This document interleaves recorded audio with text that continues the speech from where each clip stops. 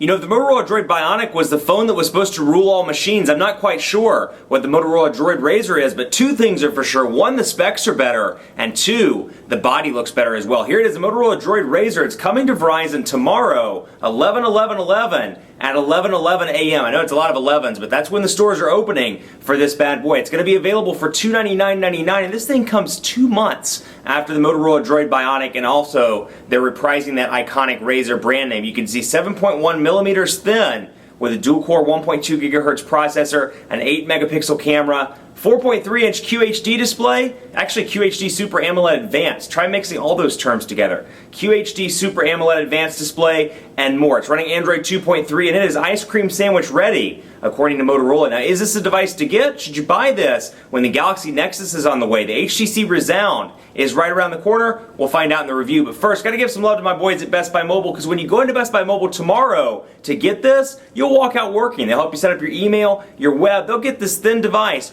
right in your pocket, like I did that little thing right in your pocket, where you don't have to worry about setting up email, web, or anything else. They'll do it for you at Best Buy Mobile. Let's take a look at this Motorola DROID RAZR. Is this the phone to get? Should you hold off? Or maybe you should even wait until after the holiday season. We'll find out starting right now. So like I said, the Motorola DROID BIONIC, at least the advertising tagline was it was going to be the phone to rule all machines. Well, if it rules all machines, this device must rule everything, machines, humans, and more, because you take a look at the size difference between these two. Here's the BIONIC and here's the RAZR. Just 2 months after the BIONIC's launch, the Motorola DROID RAZR is going to be available in retail stores. So to give you an idea, it's going to be available tomorrow, November 11th at 11:11. They're taking advantage of that twice in a century 11/11/11 thing. So it's going to be opening at 11:11 on 11/11/11. So keep that in mind if you're interested tomorrow, or if you've already pre-ordered, well then obviously you should have your device today if you pre-ordered in the initial pre-order. So something to keep in mind. But specs-wise, they've really done a good job with this device, and all in all, it looks like a great device as well. It's 7.1 millimeters thin, not counting the hump here. It's got this kind of Droid X2 style design, but it's very, very wide, as you can see here. And it has a 1.2 gigahertz dual-core TI OMAP processor. It's got a 4.3-inch QHD Super AMOLED Advanced display, so it combines QHD and Super AMOLED Advanced. And it does have Pentile technology, though I'm told it's a different iteration of Pentile. They've kind of changed the pixels around, which is why you look at this and you notice the screen looks better than Pentile displays of the past, like the DROID BIONIC and some of the other Motorola devices, the Photon 4G, etc. You can really tell a difference here. That said, the display is darker in comparison, obviously, because it is a Super AMOLED display. I'm assuming they keep the colors a little bit darker to cut down on battery life, or conserve battery life, if you will. But you can kind of see that the colors here on this device are darker than previous Pentile displays. But anyway, 8-megapixel camera with 1080p HD video recording on the back. And it has a 1,780 milliamp hour battery. Now, it's important to note the battery is not removable. You can't take it out. So for those people that travel quite a bit like myself, you're going to have to carry a car charger or carry some sort of spare charger with you wherever you go, because, and I will tell you, battery life hasn't been that bad. More on that in part 2. But if you do, you are a road warrior, you're on the phone a lot, you're going to want to carry a spare charger, because you can't just swap out the battery like you can on previous devices. But it looks good. It actually looks great. I mean, you can tell they've really done a good job of living up to the RAZR brand. And over here on the right, you have your power button, your volume rocker, and then over on this side, you have this little flap which folds out to show you your micro SD card slot and micro SIM. So this takes a Verizon micro SIM card. So they have 2 4G SIM cards now, a regular one and a micro SIM, which is what this takes, as well as the Samsung Stratosphere.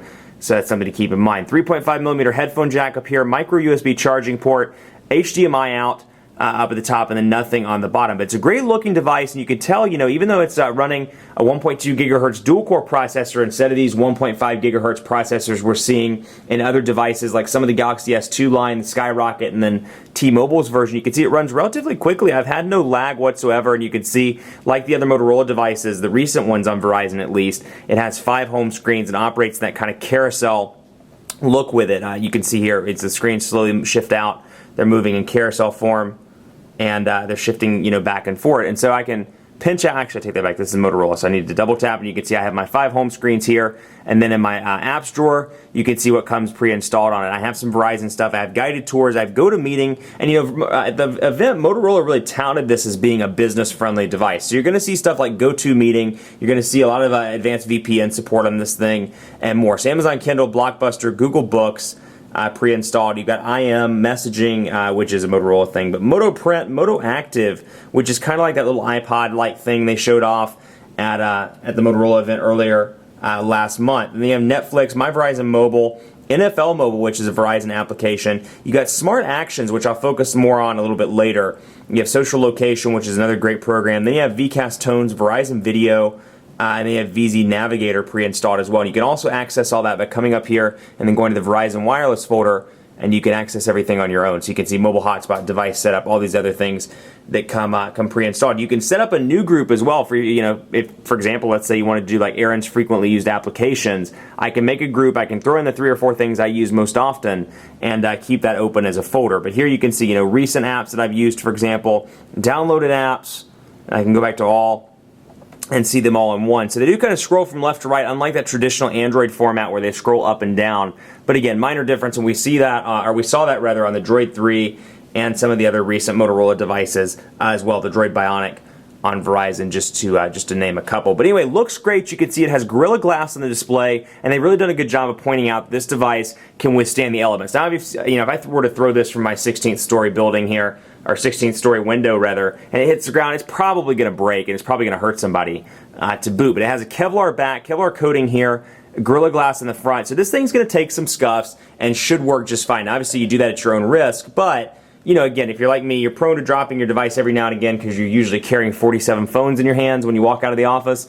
This, and even if you're not like that, you're just butterfingers like I am as well, you should be pleased with this device. It should be able to withstand stuff pretty well, and supposedly it's water resistant as well. So it's a good looking device, but again, you see this in comparison to something like the Nokia Lumia 800, for example, and you can see how it fits in my hand. It's a wide device. It's not necessarily unnatural, but you can really tell how wide it is. And it says it's very thin, that compensates for it. But again, this feels more like a natural phone as opposed to something like this, that even though it's a 4.3-inch display, which sadly in today's world isn't that big, it still feels, you can definitely feel it in the hand. So that said, in the pocket, it feels pretty decent.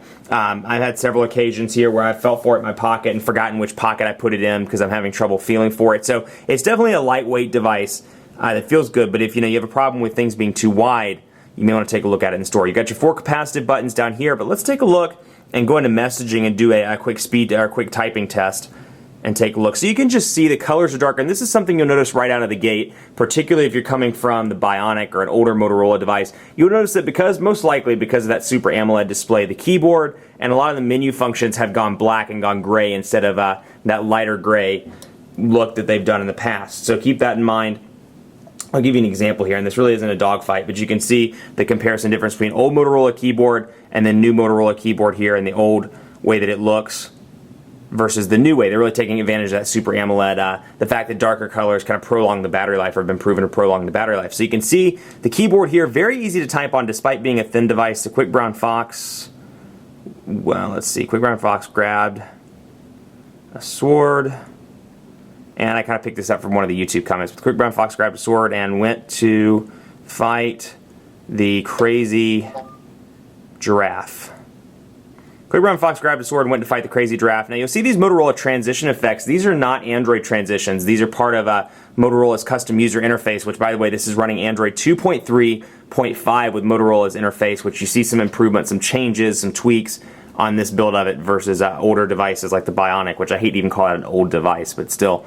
You can see also a nice aspect ratio on this display means that it's long and narrow, so somebody that's not used to an on-screen keyboard, maybe moving over for the first time, shouldn't have a whole lot of trouble getting used to this. You can see in landscape the keys are nice and large, should be pretty easy to type on. Hey there, how are you? And I always love going back a couple of days later and looking at the stuff I type in these videos. But anyway, Quick Brown Fox grabbed a sword and went to fight the crazy giraffe. Hey there, how are you? Very easy to type on, and then if you want swipe, you have swipe pre-installed as well. You can go to input method and take a look at that. So swipe's your thing, it's automatically installed out of the box. Now browser is going to be important to a lot of people, and you can see I was checking the weather earlier. So we're going to load up phonedog.com. This obviously is a 4G LTE device, and I have to ask myself, if they can make a 4G LTE device this thin, why aren't all the other 4G LTE devices this thin? I mean, you look at the Revolution, you look at the Thunderbolt, the Droid Charge, and most recently the Bionic.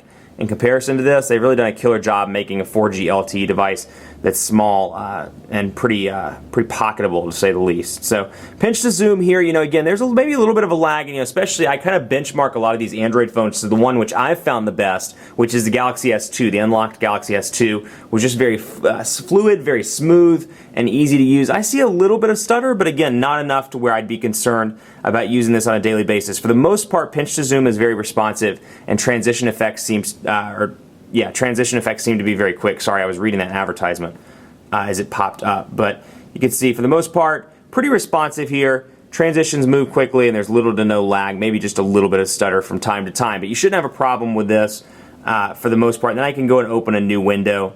When I go back to my open windows, you can see what it looks like. I don't get a preview like I do on TouchWiz 4.0, and on Sense 3.0, what I get is, you know, a text link here, which shows me the header and then shows me the actual link. So I don't get kind of a preview. It doesn't tell me where I left off, but obviously, if I do like this, and I'm reading that iOS 5.0.1 article, and I go back, it is going to go right back to where I left off. So it's not too bad, but still, I kind of liked having that preview element like you see in TouchWiz 4.0 and in HTC Sense 3.0.